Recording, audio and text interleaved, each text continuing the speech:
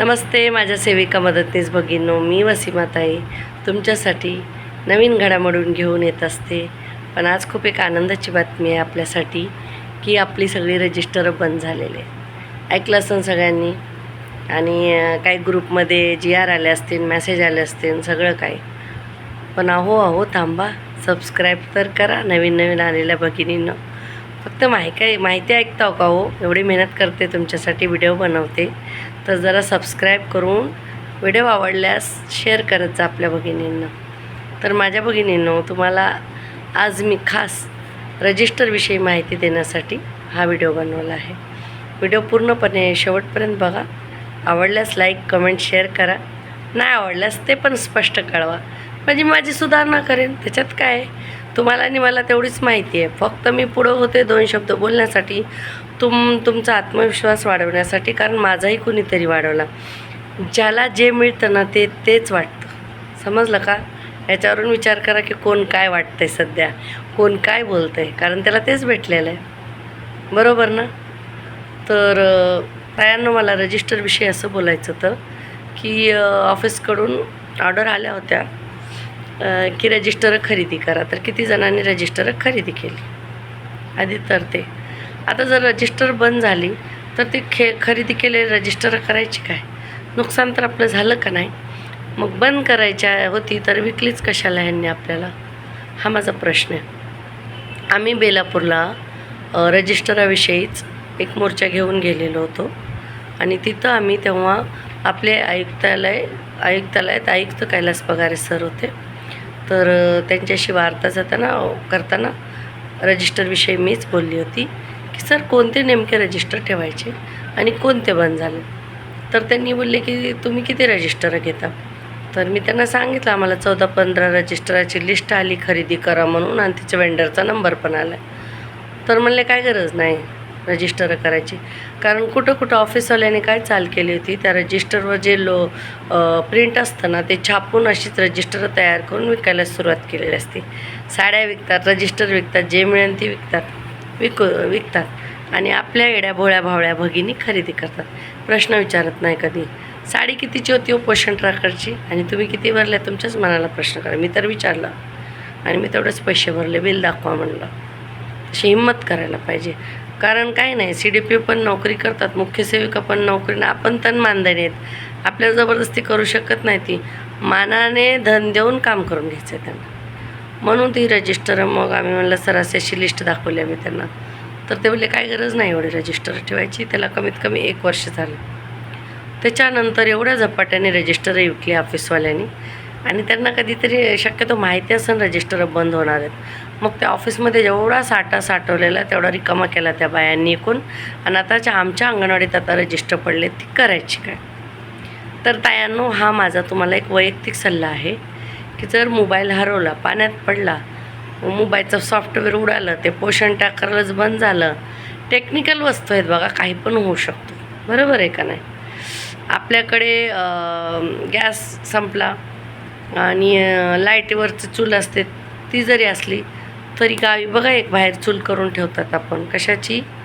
ह्याची उदाहरण कशाला देते मी, जास्त करून माझ्या गावच्या भगिनी आहेत त्यांच्यासाठी, की ती चूल आपण लाकडं आणून पेटवण्यासाठी नेहमी तयारच ठेवतो. लाईट कधी गेली, कधी फोनचा भरोसा, गॅसचा अचानक संपला. तसंच आहे रजिस्टरमध्ये. समजा मोबाईल हरवला, तो पोषण ट्रॅकर तर आपण कोणत्याही मोबाईलमध्ये डाउनलोड करू. आपण वर्षानुवर्ष जातो आहे, तर आपल्या लोकांची माहिती आपल्याकडे आहे. तर तायांनो, आज तुम्हाला एक मी सांगते, तुम्ही माझ्या सांगण्यावरून फक्त 1 रजिस्टर करा. आणि याच्यावर कोण ॲग्री आहे तुम्ही मला कळवा. आम्ही सगळी टीम मिळून फक्त 1 रजिस्टर बनवत आहोत. ते खूप स्वस्त असणार आपल्या भगिनीसाठी.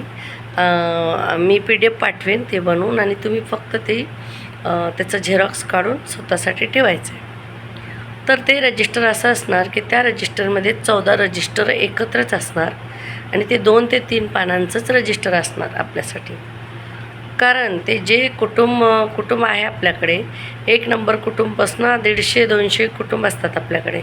ते कुटुंबचा शेवटचा कोड नंबर आणि एक आपल्याकडे कार्ड असेल, त्याची माहिती लिहून कुटुंबाकडे, आणि एक कार्ड रजिस्टरमध्ये आपल्याकडची त्याची नोंद पाहिजे. आणि तो जन्मलेल्या मुलापासनं तर तो मुलगा 6 वर्षाचा होईपर्यंत त्याचे एक असं कॉलम असणार आहे, ती मुलाची माहिती, आईवडिलाची माहिती. तर असं एक रजिस्टर आम्ही बनवत आहोत. ते रजिस्टर आपल्या स्वतःसाठी ते ठेवायचं आहे. झाली सगळी रजिस्टरं बंद. उद्या ह्यांनी ऑडिटला आले तर रजिस्टर बंद झाली तरी मोबाईलमध्ये रजिस्टर आहेत. नीट बघा. त्या पुष्पाताई मोरेने त्या प्रत्येक रजिस्टरवर मोबाईलमध्ये कसा भरायचा तो व्हिडिओ टाकलेला आहे. तर सगळ्या ऑफिसच्या लोकांची आणि मुख्य सेविकांची पद्धत वेगळी काम करायची, पण काम एकच आहे. तर त्यांना विचारा, आपल्याकडे सर्वे वही आहे, ती कधीही टाकून देऊ नका, ती कधी बंद करू नका, ती ठेवा, ती लागते. त्याच्यामुळून आपल्या काही लोक जुनी आपल्याकडे किती वर्षांनी राहतात, त्यांच्यावर काय अन्याय झाला, त्यांना आता कधी कुठे काही होऊ शकतो. तर ते आपल्याकडे त्यांच्यासाठी तो पुरावा आहे की ते एवढ्या वर्षाने आमच्याकडे राहतात. तर एक सर्वे रजिस्टर टाकून देऊ नका. दुसरं म्हणजे तुम्ही काय पैसे खर्च केले ती रजिस्टर असतात ती पण ठेवा.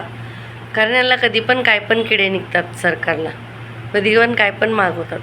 म्हणून जे सामान्य अंगणवाडीत येतं ते आलं आणि खराब झालं याचं रजिस्टर, जड वस्तूचं रजिस्टर किंवा एक छोटीशी वहीमध्ये नोंद ठेवा. जरुरी नाही खर्च करूनच रजिस्टर आणून नोंदी ठेवायची, पण 1000 बक्कापेक्षा एक लिखा असलं पाहिजे.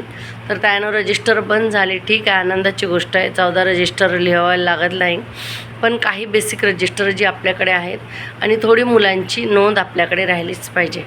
आणि जास्ती नाही तरी कुटुंब प्रमुखाचं नाव आणि त्याचा फोन नंबर घ्या, एक वही करा एक छोटीशी, आणि कुटुंब प्रमुखाचं नाव, त्याच्या घरात किती लोक आहेत, 0 ते 6 महिन्याची किती मुलं आहेत, ही एक माहिती आणि त्याचा फोन नंबर. म्हणजे उद्या आपल्याला काही माहिती पाहिजे असली तर आपण फोन करून त्यांना विचारू शकतो. ही वही ठेवायचीच. किंवा मोबाईलमध्ये नोटपॅड, खूप आता स्मार्ट हुशार मुली आहेत, 15वी शिकलेल्या मदतनीससुद्धा खूप चांगली कामं करतात.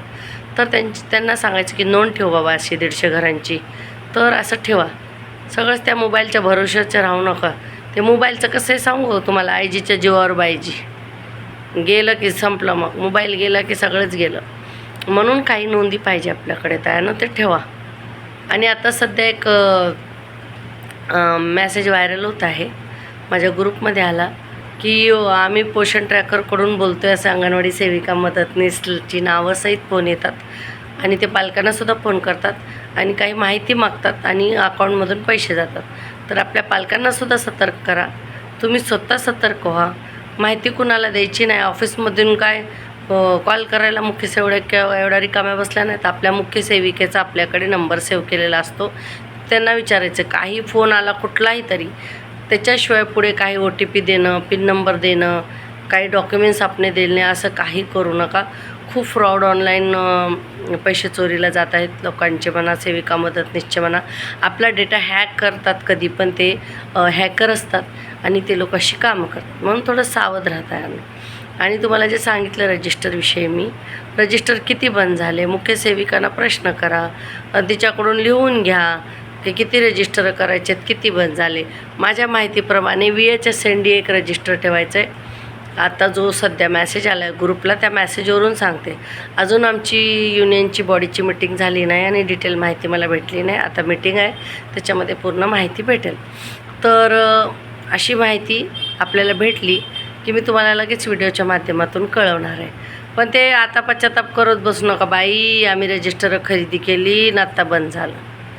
बरं झालं ना बंद झालं, आता पुढच्या वर्षी तर खरेदी नाही करावं लागेल ना. जाऊ दे, आता जे झालं गेलं, गंगेला मिळालं. सगळं सोडून द्यायचं आणि पुढं निघायचं.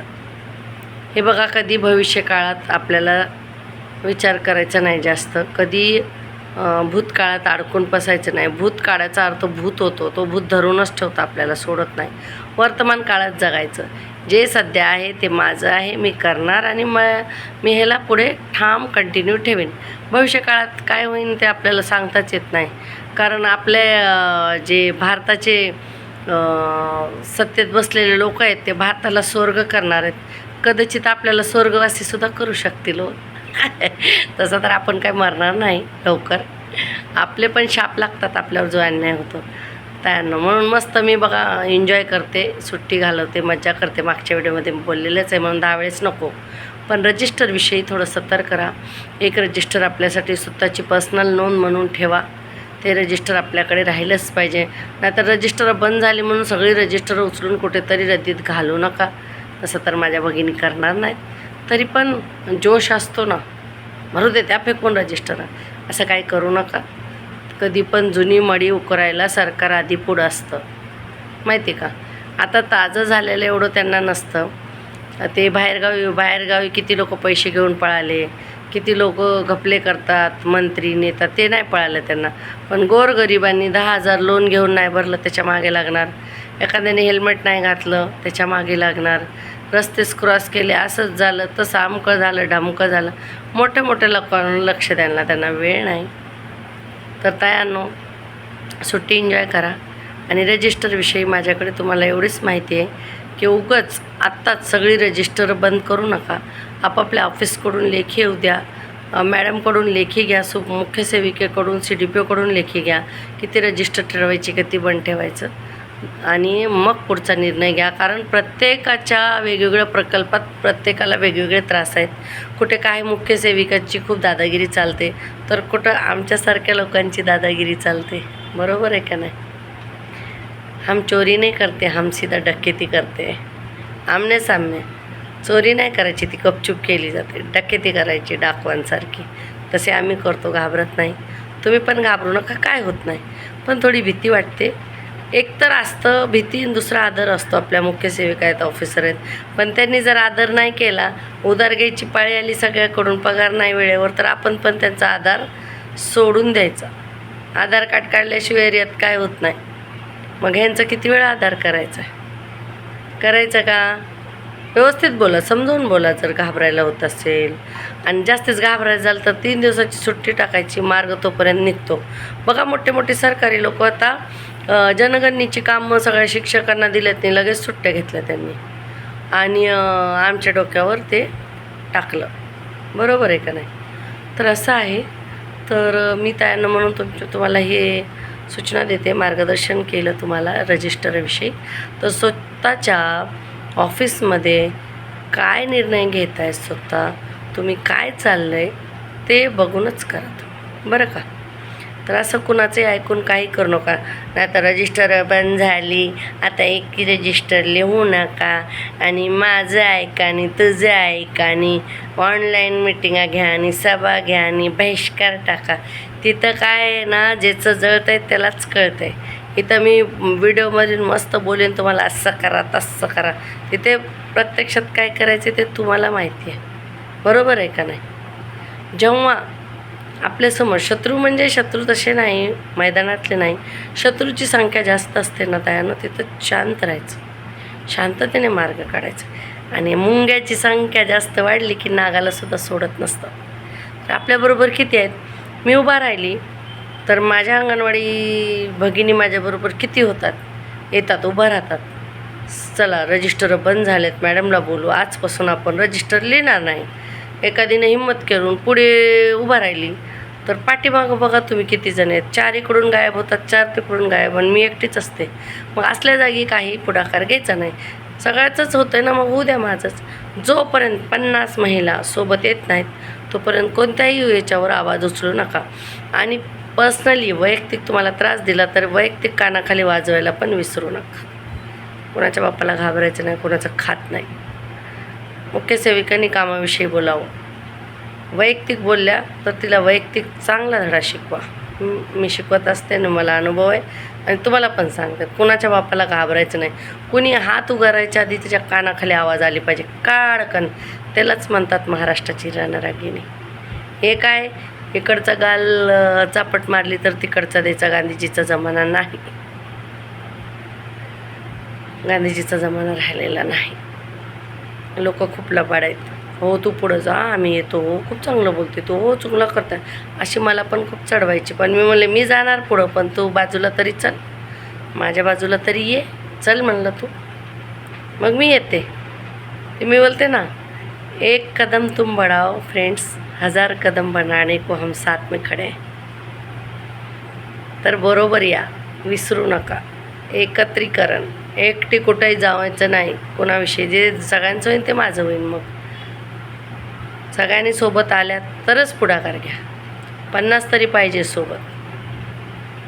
5 टकल्या काय करणार, स्वतःचं नुकसान करून बसणार. लगे मुख्य सेविका उद्या तुलाही बोलली होती ना, आत्ता दाखव अंगणवाडीत किती वाजता येते. अशी ती वर्षानुवर्ष येत नसते विजिटला, तिला काय पडलेलं नसतं. पण कुणी ग्रुपमध्ये बोललं की तिच्या अंगणवाडीत दुसऱ्या दिवशी येऊन बसते. म्हणजे तोंड बंद करण्याची ही पत आहे. मी माझ्या सुपरवायझरला बोलते, आज मी ग्रुपमध्ये बोलले, तू उद्या 10ला आली की मी 9:30ला तिथं आहे, ये, तुझं स्वागत करते. चांगलं एरियातल्या लोकांना विचारते, विचार ह्या बाईला काय काजू बदाम पाठवते, तुम्ही तुमची मुलं काय खातात. एकच मुद्दा आहे आपल्याकडे, एरिया सुपरवायझर प्रेमाने येत असेल, विजिट करत असेल तर येऊ द्या. दादागिरी करून येत असेल तर सगळे लाभार्थी पालकं सोडा, त्याच्यावर बोलू द्या, त्याला संवाद साधू द्या. तिला मग कसा संवाद लोक साधतात तिला पण कळू द्यायचं जरा, आहे ना. ज्यांना कळतं मग ते आपोआप वळतं. आपण म्हणतो नको बाई, आमच्या मुख्य सेविका आल्या, मॅडम आहेत, मॅडम तुम्ही इथं बसा, जेवा, मी पाणी आणते, तुमचे ब्लाउज शिवून आणते, तुम्हाला पापड देते, तुम्हाला खार देते. मग त्या बाईला काय कळणार आहे दुःख काय एरियातलं.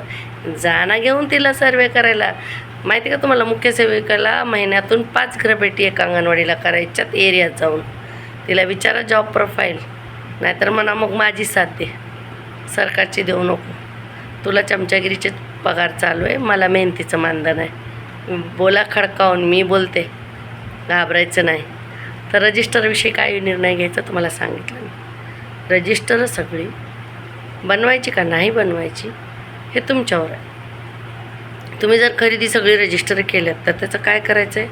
खार तर नाही घालू शकत ना, आंबे तर नाही, ते लिंब तर नाहीत, त्याचा काही ना काहीतरी उपयोग करावा लागेल. तर मुख्य सेविकेंना विचारा, ऑफिसमधून GR घ्या आणि जसं आहे तुमचा एरिया तसं बघा. 50 सेविका मदतनीस बरोबर उभ्या राहतील, रजिस्टर नाही भरायचे, बहिष्कार टाकतील तर तुम्ही टाका. 5 जणी मिळून काय करू नका. नाही तर त्या 5 जणीच येतात दातावर आणि दुसऱ्या मज्जा करतात.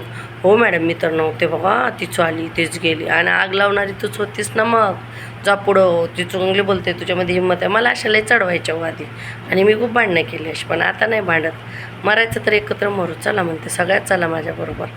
आणि जर तुम्हाला यायचं नाही तर मग मला आग लावू नका.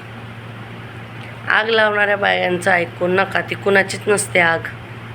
आगला जाळण्याशिवाय काहीच काम, ते आपल्यातल्या असू द्या नंतर मुख्य सेविकेच्या ग्रुपमध्ये पण एक बाई CDPला आग लावते बघा, आणि आपल्या ग्रुपमध्ये पण एक बाई मॅडमला आग लावते. तर या आग लावणाऱ्या बायांकडून लांब राहा.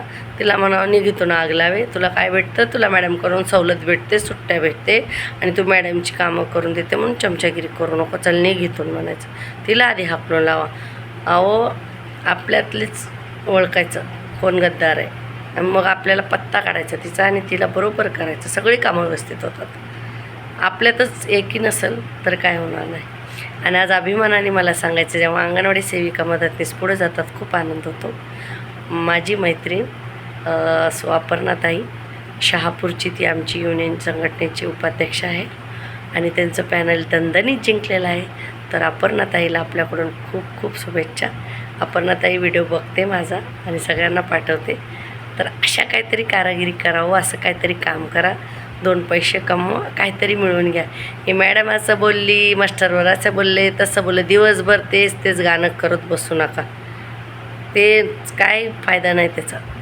पैसे कमवा, चांगलं काहीतरी काम करा. जनगणनेमध्ये 4 पैसे भेटत असेल, आपल्याच अंगणवाडीचा एरिया भेटत असेल तर करून द्या. लोकांचा आपल्यावर विश्वास आहे, माहिती आपल्याला पटकन देतात. BLOचं तुम्हाला परवडत असेल, 2 पैसे मिळत असेल तर ते काय करायला हरकत नाही. समाजसेवा आहे, योजना बाह्य कामावर बहिष्कार टाका, बोलणाऱ्याने आधी टाकावं आणि पुढं उभं राहावं आणि बंद करून दाखवा आपला मोबाईल. तिचा त्या बाईचा मोबाईल चेक करा आधी, त्या बोलणारीचं. मी नाही बोलत असं, परिस्थितीनुसार हँडल करा, कोणाचं ऐकून काही करू नका. मी पण जेवढं बोलले तेवढं तुम्हाला सत्य वाटतं तरच तुम्ही ते पाठपुरावा करा आणि मला फॉलो करा, नाहीतर काही गरज नाही. माझ्यासारख्या 5 रणरागिणी जरी महाराष्ट्रात निघाल्या तर सगळ्या महाराष्ट्र पेंजून काढतील, हे मला माहिती आहे. झाशीची राणी एकच होती, जिजामाता एकच होती, बरोबर आहे का नाही. तर एकच व्यक्ती असते, ती पुढाकार घेते आणि सगळं बरोबर करते. तर मला 5च महाराष्ट्रातल्या अशा काढायच्यात की महाराष्ट्रात पूर्ण अंगणवाडी सेविकेवर अन्याय झाला किंवा कोणी वाईट बोललं तर आग लावायला घाबरल्या नाही पाहिजे. मी बोलते बघा, जर अंगणवाडी कर्मचाऱ्यावर जबरदस्ती झाली, योजना बाह्य कामं दिली, ऑर्डर काढणाऱ्याच्या त्या ऑर्डर लेटरची नाही ओळी केली तर नावाची वसीमच नाही. लिहून देखते, नाव नाही बदलणार, कामाची पद्धत बदलणार, माझं नाव तेच राहील. जी लोक बोलतात नाही जर हे करू शकलं तर माझं नाव बदलेल, मी नाही नाव बदलणार. काम बदलेल, कामाची पद्धत बदलेल, नाव तेच राहील, वसीमा काजी. लक्षात ठेवा नाव. चला बाय, धन्यवाद. रजिस्टर एरियानुसार, प्रकल्पानुसार मॅडमसोबत बसून हँडल करा. आपली मॅडमचे चमचे असते ना, तिला निरोप द्या, ती देते बराबर जाऊन. पोस्टमॅनपेक्षा फास्ट जाते ती बाई ऑफिसला 50 रुपये घालून.